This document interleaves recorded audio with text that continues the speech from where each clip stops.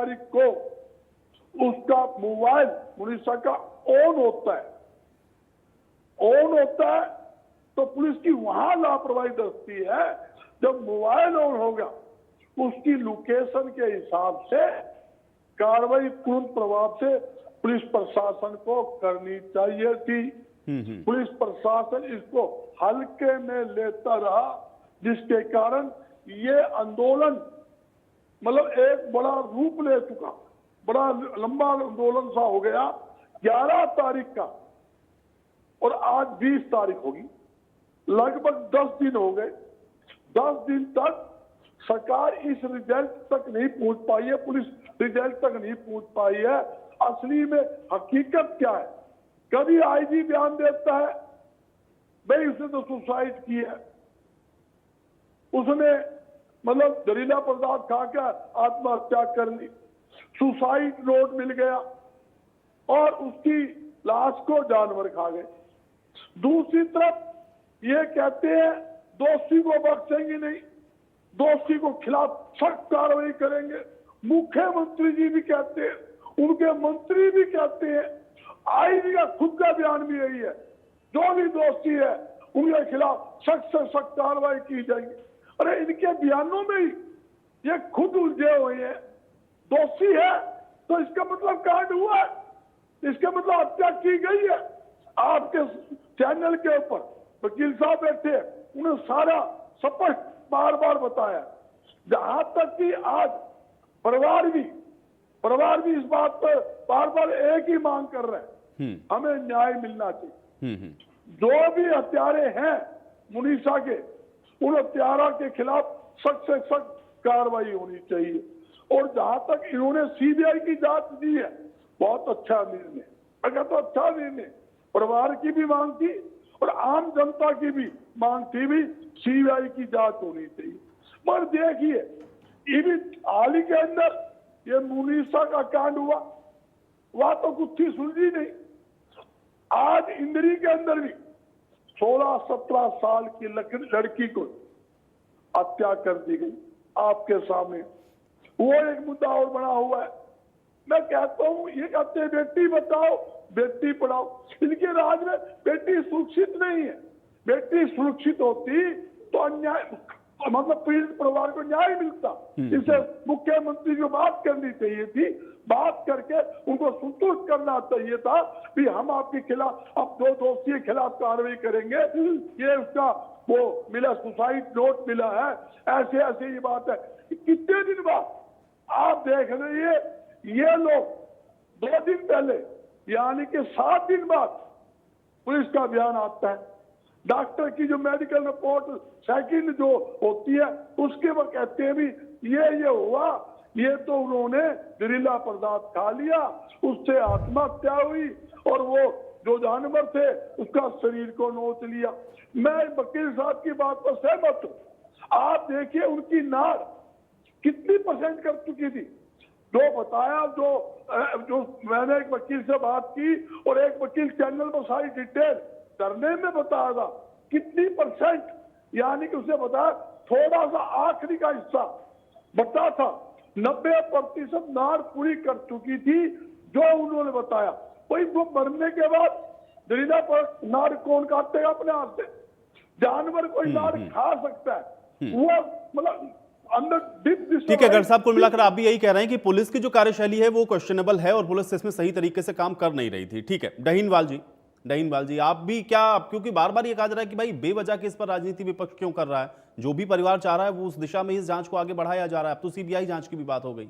डहीनवाल जी, आयुष जी, हम पुलिस के ऊपर, प्रशासन के ऊपर या सरकार के ऊपर क्वेश्चन मार्क क्यों लगा रहे हैं, ये भी तो रीजन मेंशन है। ये भी तो हमारे वकील साहब ने भी क्लियर कर दिया, मैं भी इस चीज को क्लियर करने वाला था, लेकिन वकील साहब ने कर दिया। बहुत अच्छी बात है, क्योंकि वो तो नॉन पॉलिटिकल है। अगर मैं उन चीजों को लेके आता तो आप ही मेरे को या बेनीवाल जी कह देते कि भाई आप तो राजनीति कर रहे हो।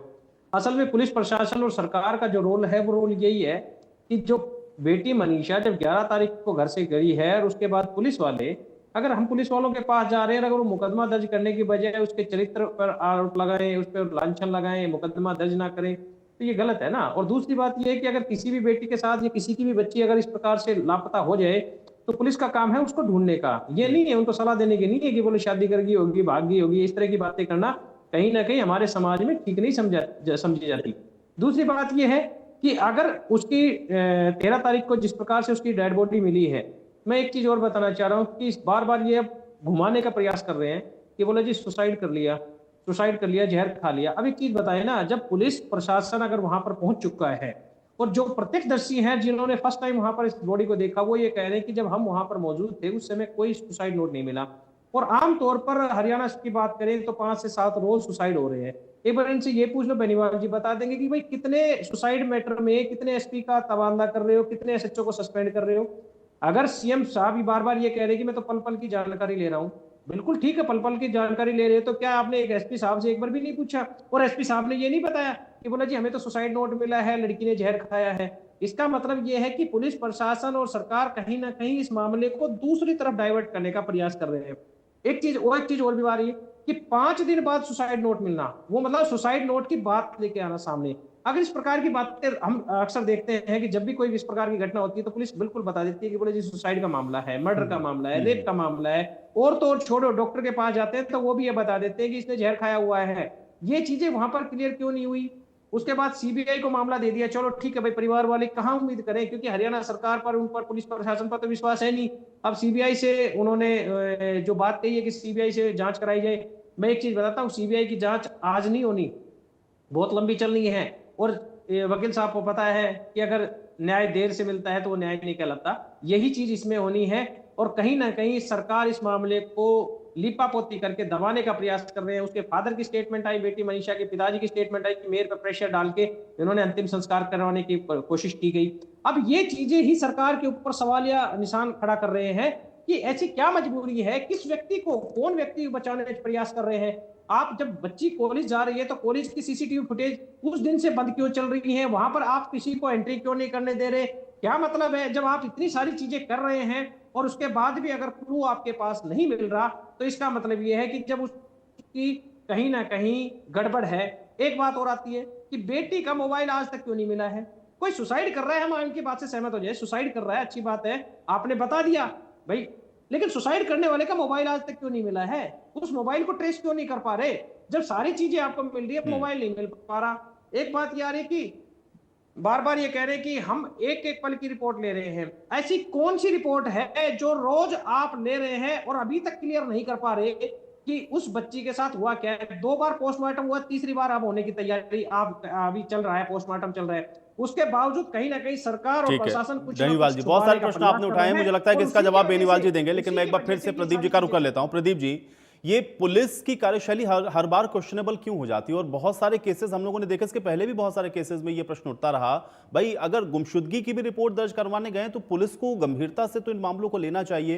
क्या वहीं से ये सारी चीजें शुरू होती हैं और उसके बाद फिर हम लोग देखते हैं कि केस बहुत लंबे खींचते हैं? बहुत सारे केसेस में तो ऐसे भी होते हैं, हम देखते हैं कि अपराधी चूंकि अब पेश ही नहीं हो पाते, एविडेंस ही नहीं उस तरह के होते हैं, तो वो छूट भी जाते हैं।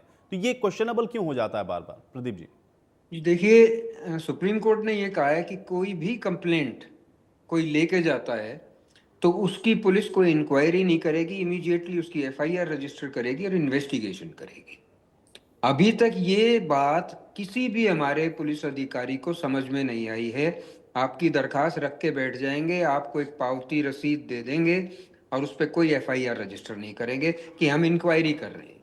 सुप्रीम कोर्ट ने क्लियरली मना किया है कि ऐसे कोई इंक्वायरी का प्रावधान नहीं है हमारे कानून में, एफआईआर रजिस्टर करके फिर इन्वेस्टिगेट करें। इसमें सबसे बड़ा डिले वहां हुआ। सबसे पहली चीज, आप ये सभी भाई मेरे ये कह रहे हैं कि सुसाइड नोट सबने पढ़ा होगा, वो सुसाइड नोट है क्या? उस लड़की ने कहीं भी ये लिखा है कि मैं मरना चाहती हूँ या मैं इतनी परेशान हो गई हूँ कि मैं अपनी जान देना चाहती हूँ? वो सिर्फ ये कहती है कि मेरे वजह से मेरे माँ बाप का बहुत खर्चा हो गया, मैं उनकी उस पर खरी नहीं उतर पाई। और वो कहीं जाना चाहती हो, वो किसी के साथ जाना चाहती हो। इतनी साफ सुथरी लिखाई के अंदर कोई भी आत्महत्या करने वाला एजिटेटेड माइंड का आदमी नहीं लिख सकता। जो एडमिटेड हैंडराइटिंग है वो रनिंग हैंड की है और ये बिल्कुल जचा जचा के लिखी हुई है। एक एजिटेटेड माइंड के दिमाग में इतना नहीं रहता कि मैं जहर खरीदूं, साथ में उसका बिल ऑफ परचेज भी ले दूं। वो भी उसके पास बरामद दिखाया गया है। तो ये इनफैक्ट शुरुआत में अगर ये चीजें पकड़ ली जाती कि ये चीजें कैसे हो रही हैं, मौके के ऊपर इमीडिएटली चला गए होती पुलिस, वहां के डंप उठा लेती, मोबाइल कौन कौन से फोन वहां उस टाइम पे इस वक्त पे एक्टिव थे उनको अरेस्ट करती, उनसे उनको इंटेरोगेट करती, वहां से सारी चीजें उठनी शुरू हो जाती। आज तक इन्होंने इस एंगल पे तो कभी बात ही नहीं करी। ये बात ही सिर्फ ये कह रहे हैं पोस्टमार्टम करा लो, आपने इसका सुसाइड नोट आ गया। इन दो चीजों के अलावा और भी बहुत इन्वेस्टिगेशन तो इनसे बिल्कुल अलग है। ये तो एक साइंटिफिक प्रोसेस है, होता रहेगा। यहाँ पे इन्वेस्टिगेशन नाम की कोई चीज नहीं। Transfer is no solution. CBI को मार्क करना इज नो सॉल्यूशन। सीबीआई का मैं अपना पर्सनल ओपिनियन जो मानता हूं वो निखट्टू का बस्ता भारी है। वो कोई काम नहीं करते।